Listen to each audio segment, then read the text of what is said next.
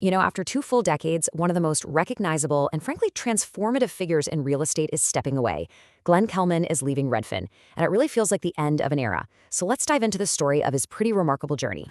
For 20 years, the name Glenn Kelman has basically been synonymous with Redfin. He helped build that company into a household name. So his departure, this isn't just some corporate shuffle. It's a moment to really look back at a career that consistently pushed, challenged, and honestly shaped the entire industry. To really get his impact, we have to go back to the beginning. Back when he wasn't this respected industry figure, but was seen as a complete outsider, a disruptor.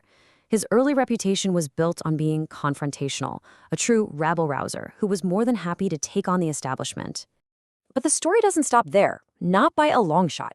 That same person evolved, eventually becoming a mainstream star on Netflix and, way more importantly, a really powerful voice, using his platform to push for some serious, systemic change in housing. From disruptor to advocate, from being seen as an industry enemy to a respected leader. So what is the true story of Glenn Kelman? Let's break down his journey together. All right, our story really kicks off in 2007 with just one television appearance that would pretty much cement his reputation for years to come. Okay, to understand this whole rabble-rouser reputation, you have to picture this moment. A young Glenn Kelman shows up on 60 Minutes, and not for some friendly chat, but for a showdown. The whole thing went down at Inman Connect, where he went head-to-head with an executive from Realtor.com in this super heated debate about commission rates. This was his big public debut, and wow, he came out swinging. And if you think I'm exaggerating how tense this was, just listen to this quote. Brad Inman, who hosted the event, didn't call it a thoughtful discussion. No, he said it was like the sound of your garbage disposal when a couple of cherry pits rattle around the bottom.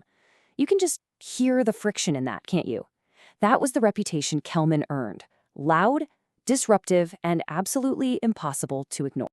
But that's not where his story stalls out, the rabble-rouser. He started to change. And that brings us to the second part of his journey, which is this really fascinating story of evolution. This slide just captures his transformation perfectly. On the left, you've got the early Kelman, described as pugnacious, someone who was just chomping at the bit to criticize the status quo. But then look at the right. You see this huge shift.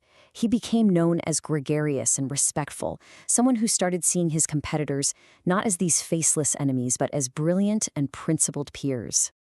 So what caused this change? What flipped the switch? Well, he points to a pretty specific moment. A lunch he had with competitors Matt and Joe DC. And during that meal, he had this big realization. He saw that they, too, were deeply committed to serving consumers. It totally humanized the competition for him. And here, you can see the self-awareness in his own words from 2018. He looked back on that early time and admitted, I had been just a little crotchety, a little brash, and out of line. So this wasn't just some external PR change. It was a personal one, a conscious shift in his whole approach. And this evolution wasn't just happening behind the scenes. No, it played out on one of the biggest entertainment platforms in the entire world.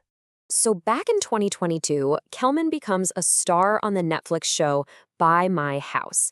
If you haven't seen it, think Shark Tank, but for real estate. You have homeowners pitching their properties to this panel of powerhouse investors, and Kelman was right there in the middle of it. But here's what's so crucial. It's how he acted on the show. Instead of that combative debater from 2007, we saw a collaborator. He actually formed a fun partnership with Pamela Liedman from the Corcoran Group, a major competitor. They were splitting deals together. This was the evolved Kelman on full display, choosing partnership over pugnacity. What a change.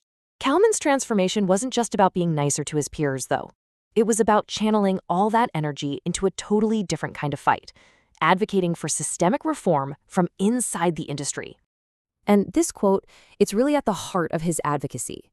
He started to see that his position gave him a responsibility to speak out on these really tough issues.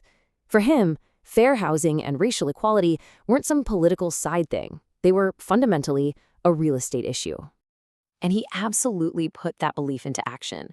You can see here 3 key pillars of his advocacy. First, he really pushed for real estate sites to get rid of crime data on listings because he was worried about fairness and bias. Second, he made a public commitment to hire more agents of color to fight systemic inequality. And third, He became a huge champion for policies that make sure all buyers can see all the available listings, promoting transparency for everyone. So, after 2 decades of disruption, evolution, and advocacy, what is Glenn Kelman's legacy? What's he leaving behind? At the end of the day, his story is really one of transformation. He came onto the scene as this brash outsider, ready to tear down the old walls. But he leaves as a respected leader who figured out that sometimes the best way to create change isn't by throwing rocks from the outside, but by earning a seat at the table and fighting for reform from within. And that leaves us with a really critical question. Glenn Kelman helped define an entire era of tech-driven change in real estate. So now that he's exiting the stage, you have to wonder, who's next? Who will be the next rabble-rouser, the next advocate, the next leader to shape the future of how we all buy and sell our homes?